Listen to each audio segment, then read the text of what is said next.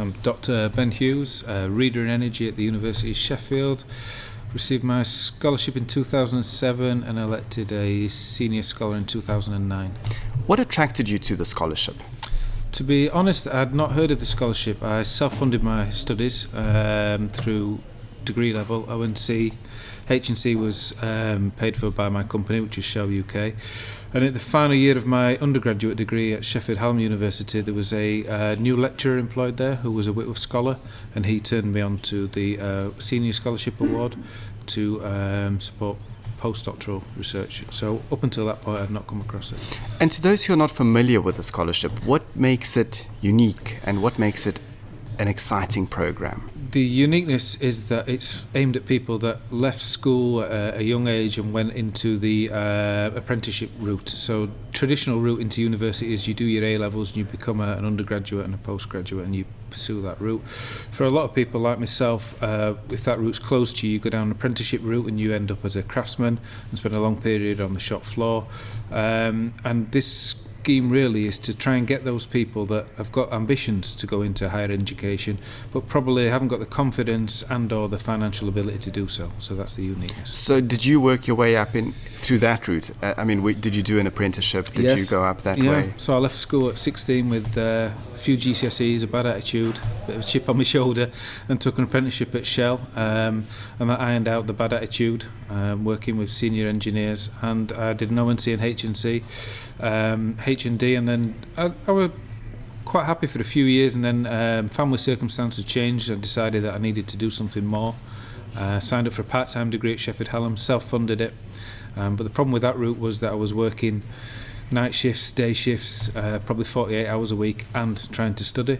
But once I graduated with a first-class degree. There was a full-time PhD program available, which I wanted to do, but the financial difficulties, because I already had a mortgage and things like that, were so high that it put me off. But the Whitworth Scholarship allowed me to quit my job and concentrate full-time on doing a PhD. So without it, I couldn't have pursued a full-time PhD. And now you've been involved in some really interesting projects. Would you be able to tell us about some of the highlights of your day-to-day work and what kind of projects you've been involved in? Yeah, I hesitate to call it work really, because I always think that you're working with the best people in the country, even students, academics, and it's not really work, it's a pleasure. So some of the things, my area is energy and buildings, so some of the things I did for my PhD was develop cooling systems.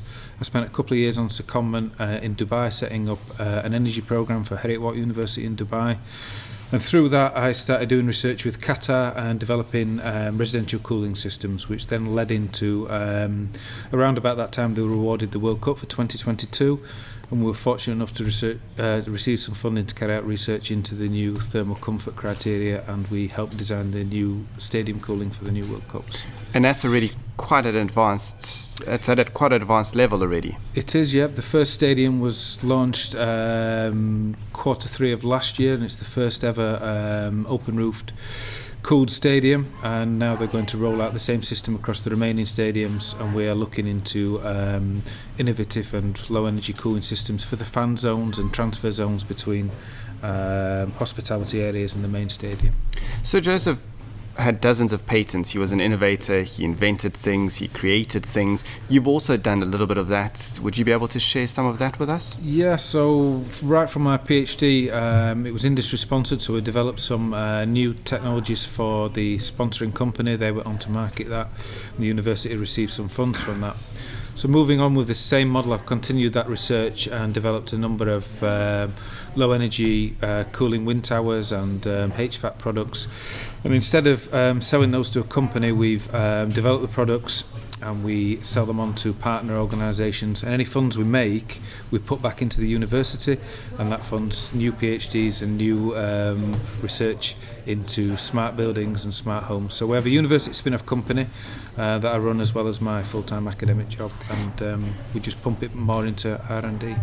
And has earning that medal benefited you? Has it had an impact on your life? I think it's had two big impacts. The medal itself is nice to have, but the most important thing is the network of contacts within the Whitworth Society. So, as I said, there's two things about joining the society. One is the confidence, and the money's sort of secondary. And you find that you've got a network of people that have been on the same journey, and that gives you confidence. But also, you can pick up the phone and get some advice, and that still exists today. So, even though it's 8-9 years since I got my medal, I can still pick up the phone to any of the Whitworth scholars, and they can pick up the phone to me, and we'll help each other out. So it's a big difference. Looking at engineering in Britain, looking at engineering around the world, what do you think are the biggest challenges at the moment that engineers face? There's lots of challenges, but I mean, the biggest challenge has always been around climate change and energy and food security. But energy's got to be the biggest global challenge, because there's a finite amount of resources, and we either control what we're using. At the minute, we've got a society that's grown up with smart gadgets and smart tools, and we just consume at a rate that's unsustainable. So the biggest challenge really is about getting us to maintain this style of living that we've become accustomed to and keep improving it, whilst using the finite set of resources we've got.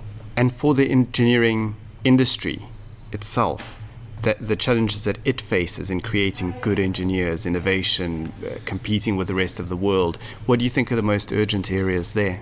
I think in this country we've done quite a lot of work, and we'll continue to do quite a lot of work, especially in universities, about creating this track now. So taking people from 16 on the similar path to I have, and taking them all the way through universities. So it's about providing a skilled workforce that's going about things in a different way. So if you look at some of the advanced manufacturing parks at Sheffield and up at the University of Strathclyde, they're all geared to developing the latest technologies and tools to make us the lowest cost manufacturing base in the UK. And I think that's really where our strengths are now. And do you think that there are engineers, good engineers, coming through now regardless of sex, race, etc.? I mean, do you think that there's a lot of advances that have happened in terms of diversity in engineering? I'd like to think so. I'd like to think that my generation certainly doesn't see colour or gender, but I think those challenges will always remain. We can always do better, and I think one of the things about the Whitworth Society that is particularly strong is that if you look at our gender balance, it's pretty much 50-50. If we imagine that Sir Joseph had to appear today on the streets of London and just take a look at the world around him, what do you think he'd make of engineering in the modern age, of the world in general? I think he'd embrace it. I think if you look at the history of Sir Joseph, he was always a pioneer, and I think he'd probably be at the forefront of some of our advances in manufacturing that we're making today. So I think he'd embrace it, and I think we'll probably be further forward than we are now. I think once in a generation, a truly inspirational leader comes along, and I think whichever generation you put them into, there will always be that leader. I think it's natural.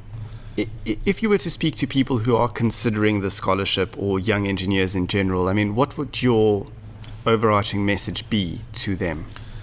Have no fear. I think that's the biggest message. I'm sure there are many people looking at the scholarship and looking at the list of scholars and being put off, thinking that they're not at that level. But the reality is that if you were at that level, you wouldn't need the scholarship. So apply, come to speak to us. We can help, and just believe in yourself. Really, it's a confidence issue more than anything else. We're all equal. Any final words of wisdom? Support my research group, and keep pumping money into energy and buildings. Thank you very much for your time.